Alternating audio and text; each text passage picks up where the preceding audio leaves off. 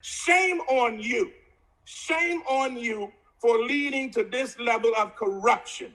You have disavowed your right to even sit in the seats that you occupy.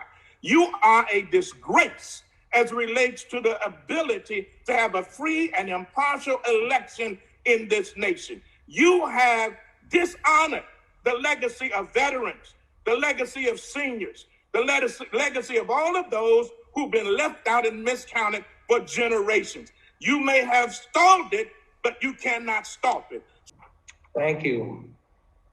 To discount the hard work of all of our poll workers and all of the staff across our clerks, and to single out my hometown, Detroit, to say that you would certify these votes across the county, aside from one city, again, is a disgrace. You talked about not certifying Detroit, even though you acknowledged that Livonia, a city, by the way, I know you know is 95% white, had bigger variances than Detroit, which is 80% black. We understand, and you've now added your name. So I'm not going to try to change your mind. I just want to let you know that the Trump stink, the stain of racism that you, William Hartman, and Monica Palmer have just covered yourself in is going to follow you throughout history.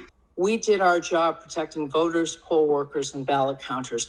I am ashamed to witness you failing to do yours. Watching racism like this is so painful. It's soul-sucking. But it's far more painful to those whom you target in this blatant attack on the rights of the good voters of this county, especially our siblings of color. I spent from 6:30 a.m. until 8 p.m. there on election day, and I returned the next day where I spent from 10:30 a.m. until 12:30 a.m. Thursday morning. That is well over 27 hours in that room.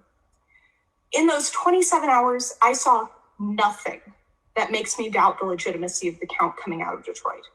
I saw no misconduct by any poll workers.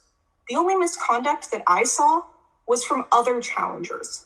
I saw lawyers running around the floor of the counting room telling GOP challengers to challenge every ballot, with the reason being that a lawsuit, not a courtroom victory, not an order, but because a lawsuit had been filed. I saw GOP challengers trying to operate election equipment. I saw GOP challengers challenging the counting of votes because there wasn't a Democratic poll challenger there. I saw dozens of GOP challengers refusing to engage in appropriate social distancing. I saw them remove their masks. I saw them yell in the face of table supervisors who were just trying to let their workers do their jobs. Second, the fact that this board is going to invalidate the hard work of those election inspectors and supervisors is even more unconscionable because they did this work in the face of a coordinated strategy by Republican challengers to disrupt, to intimidate, and to harass. You're mad because you lost. That's it. There's no election fraud. I was a challenger. I saw it firsthand. Nothing went wrong. Based on what I saw and went through in poll books in this canvass, I believe that we do not have complete and accurate information in those poll books. How does that affect you? How is that affect? Because if you don't have an accurate list of voters to start with, how do you know how many ballots are supposed to be tabulated? Those two are supposed to tie out. And just the two. No matter what you do, the president of the United States will be Joseph Biden, and the vice president of the United States would be, for the first time in our nation's history, a black woman by the name of Kamala Harris. Put that on your ballot and cast that as a vote. Shame on you.